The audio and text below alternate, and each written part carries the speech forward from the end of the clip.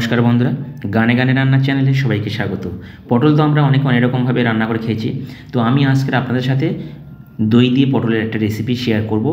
আর এটা কিন্তু গরম গরম ভাত দিয়ে খেতে দারুণ লাগে। এই গরমের সময় একদম সিম্পল রান্না, আর কিন্তু গরম ভাত দিয়ে খেতে দারুণ লাগে। আর এরকমই হবে দেখুন দই পটলটা।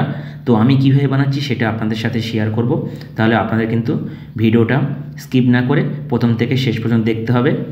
আর নতুন বন্ধু হয়ে থাকলে প্লিজ চ্যানেলটা সাবস্ক্রাইব করে পাশে থেকে যাবেন বন্ধুরা। যদি ভালো লেগে থাকে আমার রেসিপিগুলো আর কিভাবে বানাচ্ছি সেটা আপনাদের সাথে শেয়ার করব।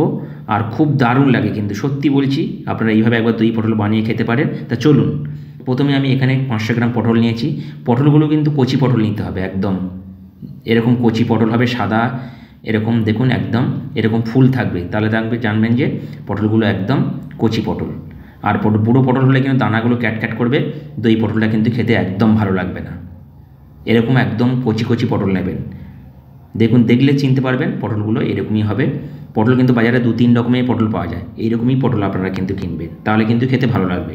তো প্রথমে আমি পটলগুলো ভালো করে জল দিয়ে পরিষ্কার করে ধুয়ে নেব। একটা গামলার মধ্যে নিয়ে নিলাম পটলগুলো, নিয়ে পরিমাণ মতন জল দিলাম, দিয়ে আমি এটা ভালো করে এখন ধুয়ে নেব পটলটা। দেখুন, এইভাবে হাত দিয়ে আমি কিন্তু কচলে ভালো করে, পটলের গায়ে অনেক নোংরা থাকে, সেগুলো কিন্তু ভালো করে আমি ধুয়ে নেব। যেহেতু পটলটা পুরোটা ছিলবো না, তাই আমি পটলটাকে ভালো করে ধুয়ে নিচ্ছি। দেখুন, অলরেডি এইভাবে ধুয়ে নিলাম, নিয়ে আর একটা গামলার মধ্যে আমি তুলে নিচ্ছি পটলগুলো। দেখুন কতগুলো নোংরা বেরিয়েছে, এইভাবে দুবার করে ধুয়ে নিতে হবে। ধুয়ে নেওয়ার পরে আমি এখন পটলগুলো দেখুন কীভাবে কাটছি। প্রথমে এইভাবে পটলগুলো ওপরটা ছিলে দিতে হবে, চাকুর সাহায্যে বা ছুরির সাহায্যে এইভাবে ওপরের পাতলা সবুজ অংশটা ছিলে দেবেন।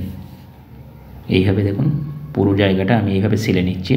নেওয়ার পরে আমি এখানে একটা প্লিয়ার দিয়ে এইভাবে, পুরোটা আমি ছিলব না, এরকম মাঝখানে একটু করে গ্যাপ রেখে এইভাবে আমি কিন্তু পটলগুলো সবগুলো কেটে নেব।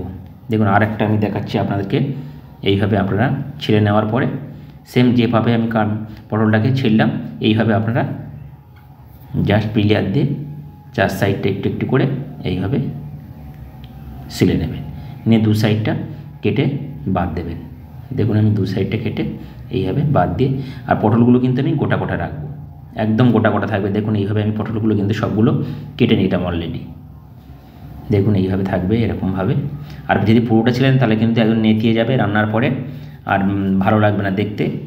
তো এখন একটা কড়াই বসিয়ে দিলাম। কড়াইয়ে দিয়ে দিলাম পরিমাণ মতন তেল দিলাম। তেলটা গরম হলে আমি এর মধ্যে প্রথমে পটলগুলো ভালো করে আমি ভেজে নেব। আমি সাদা তেল দিয়ে রান্না করছি, আপনারা চাইলে এটা সর্ষের তেল দিয়ে রান্না করতে পারেন। আমি সাদা তেল দিয়ে কেন রান্না করছি, যেহেতু দই পটল হচ্ছে, তাই সর্ষের তেল দিয়ে রান্না করলে সর্ষের তেলের একটা গন্ধ থাকে। যদি সর্ষে দিয়ে করতাম তাহলে আমি কিন্তু সর্ষের তেল দিয়ে এই রেসিপিটা রান্না করতাম। যেহেতু দই দিয়ে রান্না করছি তাই আমি সর্ষের তেল দিয়ে রান্না করছি না। সাদা তেল দিয়ে, আপনারা যদি দই দিয়ে রান্না করেন সাদা তেল দিয়ে রান্না করবেন। দেখুন, এইভাবে কিন্তু পটলটা আমি ভেজে নেব। দেখুন, পটলটা বেশি ভাজবো না। আর একটা টিপস আপনাদের বলে রাখি, পটল ভাজার সময় কিন্তু হলুদ বা লবণ মাখিয়ে ভাজবেন না, তাহলে কিন্তু তাড়াতাড়ি কড়ার গায়ে ধরে যায় আর পটলগুলোর গা কালো হয়ে যায়। এইভাবে দেখুন, আমি পটলটা ভাজলাম, অলরেডি ভাজা হয়ে গেছে, কিন্তু কড়ার গায়ে ধরেনি, তেলটা কালো হয়নি। সবসময় লবণ ছাড়া পটল ভাজবেন, পরে একটু লবণ বেশি দিয়ে দেবেন, অলরেডি পটলের মধ্যে চলে যাবে। আর আমি এখন তেল একটু কমিয়ে নিলাম। আমি সবসময় কম তেলে রান্না করি। বেশি তেল দিলে কিন্তু রান্না দেখতে ভালো লাগে, কিন্তু টেস্ট হয় না। তেল কালার বা ওপরের লেয়ারটা দেখতে ভালো লাগে, কিন্তু তেল সবসময় কম খাবেন। এখন ম্যাক্সিমাম মানুষের হার্ট অ্যাটাক হচ্ছে আর হার্টের সমস্যা, তাই সবসময় আপনারা তেল কম খাবেন। তো আমি ফোড়নের জন্য দিলাম সাদা জিরে আর কয়েকটা এলাচ ফাটিয়ে দিলাম। এলাচ দেওয়ার পরে আমি এখানে দিলাম কাঁচা লঙ্কা আপনারা চাইলে পেস্ট করে দিতে পারেন, কিন্তু আমি গোটা দিলাম কাঁচা লঙ্কাটা। দিয়ে জাস্ট একটু নাড়াচাড়া করে নেব। একটা ভালো গন্ধ ছাড়লে তখন আমি এখানে অ্যাড করব, আমি এখানে কাজু আর একটু পোস্ত বেটে রেখেছিলাম, কাজু আর পোস্তটা প্রথমে দিয়ে দিলাম।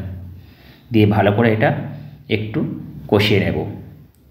আর এই সময় কিন্তু আঁচটা একটু লো টু মিডিয়ামে রাখবেন। আমি আঁচটা একদম লো টু মিডিয়ামে রেখে এইভাবে দেখুন কাজু আর পোস্তটা ভালো করে কষিয়ে নিলাম। যখন এরকম তেল ছেড়ে দেবে তখন আমি এখানে অ্যাড করব, যেহেতু দই পটল হচ্ছে তাই আমি এখানে দই দিচ্ছি। দেখুন এখানে প্রায় 75 গ্রামের মতন আমি দই দিয়ে দিলাম। দিয়ে এখন একদম আঁচটা একদম লো রেখে এইভাবে আমি কিন্তু কষাবো, না তো কিন্তু দইটা কেটে যাবে, গিয়ে ছানা ছানার মতন হয়ে যাবে। এইভাবে দই দেওয়ার সময় একদম আঁচ কমিয়ে রেখে এইভাবে নাড়তে থাকবেন অনবরত। দেবেন একদম দইটা মেল্ট হয়ে যাবে। আর যখন এরকম হয়ে যাবে তখন দেবেন স্বাদ মতন লবণ আর স্বাদ মতন চিনি দিয়ে আবারও আমি একটু নাড়বো। আর দিয়ে দেবো এখানে জাস্ট হাফ চামচের মতন ধনিয়া পাউডার। আর কোনো কিন্তু মশলা এখানে দিচ্ছি না, চিনি, লবণ আর ধনিয়া পাউডার দিলাম। দিয়ে এইভাবে আমি কিন্তু বেশ কিছুক্ষণ আরও নাড়তে থাকবো। যখন এই গ্রেভিটা ফুটে উঠবে, দেখুন এরকম গ্রেভিটা যখন ফুটে উঠবে তখন আমি এখানে অ্যাড করে দেব ভেজে রাখা পটলগুলো। দেখুন পটলগুলো এরকমই হবে আর ভাজার পরে এরকমই থাকবে। দিয়ে আমি আর জল দিচ্ছি না, একদম মাখা মাখা হবে, তাহলে কিন্তু খেতে গরম গরম ভাতে কিন্তু খেতে ভালো লাগবে। আপনারা একবার হলে এইভাবে দই পটল বাড়িতে ট্রাই করে দেখতে পারেন। আমার তো খুব প্রিয়। একদম কম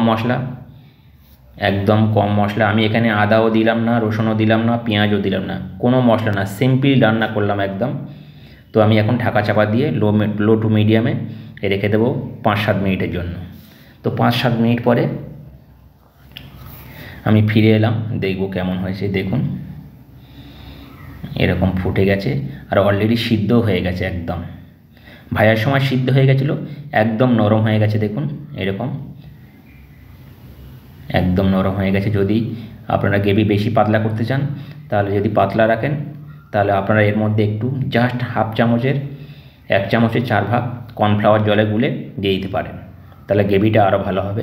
আমি এখানে দিয়ে দিলাম গোলমরিচের গুঁড়ো, হাফ চামচ গোলমরিচের গুঁড়ো দিয়ে দিলাম। খেতে একটা আলাদা একটা গন্ধ ছাড়ে আর খেতে দারুণ লাগে গোলমরিচ। এইভাবে আপনারা কিন্তু সিম্পলভাবে নিরামিষ দই পটল বানিয়ে নিতে পারেন খুব কম সময়ের মধ্যে। এটা কিন্তু বাড়ির সবাই পছন্দ করবে। আর দেখুন কি দারুণ হয়েছে দই পটলটা, একদম ফাটাফাটি এরকমই হবে দই পটল। তো এখানে আমি কোনো কিন্তু সর্ষের তেল ব্যবহার করিনি, সাদা তেল দিয়ে রান্না করব। আমি আগেও বলছি এখনও বলছি সাদা তেল দিয়ে আপনারা রান্না করবেন। দেখুন কালারটা কি দারুণ এসছে আর খেতে কিন্তু সেই হয়েছিল। তো বন্ধুরা কেমন লাগলো আপনারা কিন্তু কমেন্টের মাধ্যমে জানাবেন। আর নতুন বন্ধু হয়ে থাকলে প্লিজ চ্যানেলটা সাবস্ক্রাইব করে পাশে থাকবেন। আর আজকের হোলি সবাই হোলি ভালো করে কাটান। হ্যাপি হোলি।